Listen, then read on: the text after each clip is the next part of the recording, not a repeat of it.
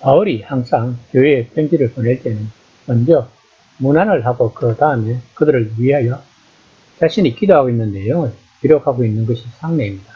왜냐하면 사도 바울은 자기가 어떤 사람을 위하여 해줄 수 있는 가장 소중한 것이 바로 그들을 기억하면서 기도하는 것이라고 생각하기 때문입니다. 그러나 사도 바울은 놀랍게도 이 갈라디아서에서는 그들을 위한 기도 대신에 그들을 책망하는 내용을 기록하고 있습니다. 왜 갈라디아에 있는 교회들은 바울로 하여금 그런 책망을 받게 되었을까요?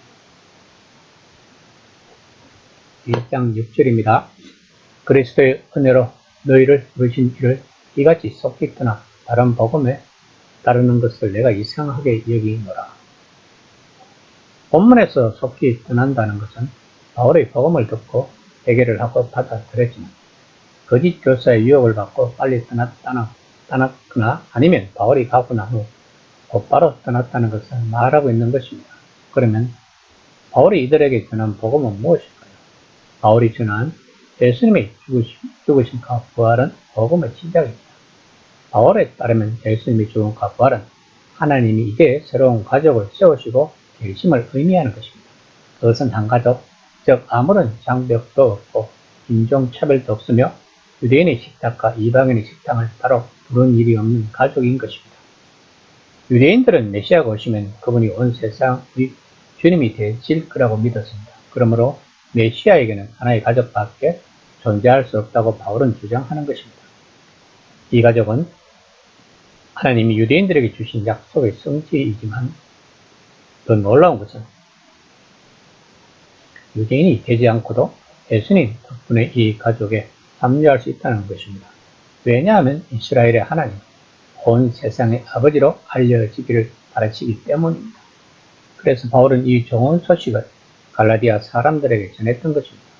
그런 후에 다른 곳으로 떠났는데 그 후에 바울은 불길한 소식을 접한 것입니다.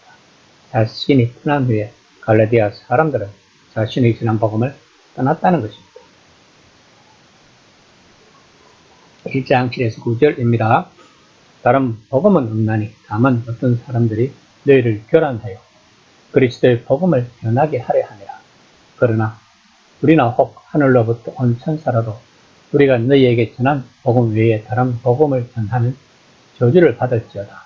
우리가 전에 말하였거니와 내가 지금 다시 말하노니 만일 누구든지 너희의 받은 것 외에 다른 복음을 전하는 저주를 받을지어다. 그러면 본문에 나오는 어떤 사람들이 갈라디아 교인들에게 교란스럽게 전한 복음은 무엇일까? 그 복음이 무엇이기에 바울이 그렇게나 저주에 대한 이야기를 하는 것이다.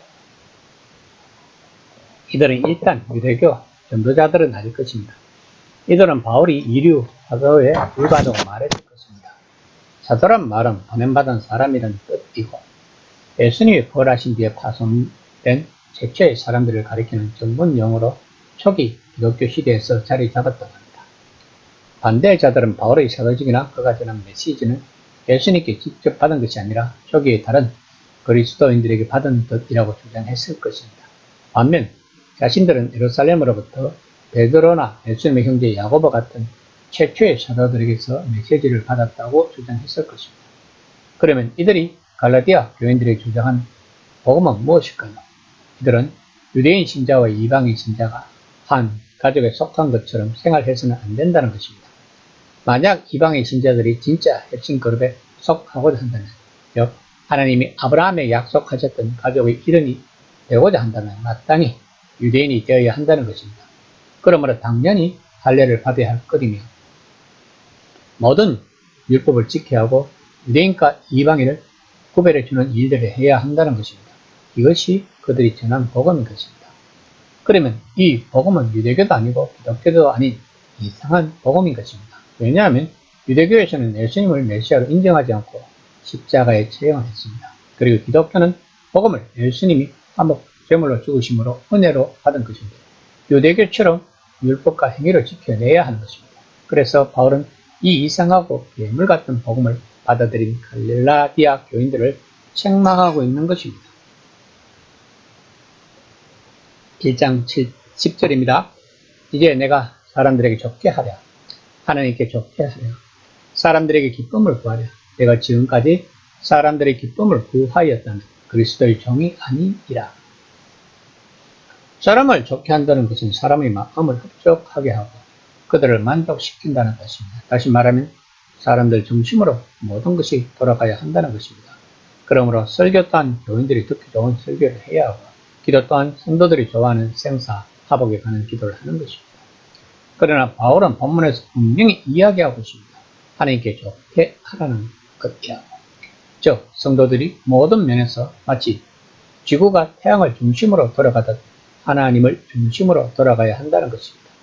복음 역시 마찬가지입니다. 바울에게 복음은 구원의 체계도 종교인이 되는 새로운 길판입니다. 복음이란 십자가에 달리신 메시아 예수가 온 세상의 주로 높임받았다는 선언인 것입니다. 그 결과 예수님은 전 세계의 한 가족의 실제 속으로 우리를 이끄시고 있는 것입니다. 이것이 참된 복음이라고 바울은 말하고 있는 것입니다. 그러므로 불법 모조품을 조심하라고 말하는 것입니다. 왜냐하면 모조품은 축복이 아니라 저주이기 때문입니다. 바울이 전한 복음이 즉 예수님을 기초로 한 한가족을 세우려는 목적이 부분적으로는 성공했지만 부분적으로는 실패한 것 같습니다. 왜냐하면 바울 이후의 세상은 끊임없는 전쟁의 연속이니까요.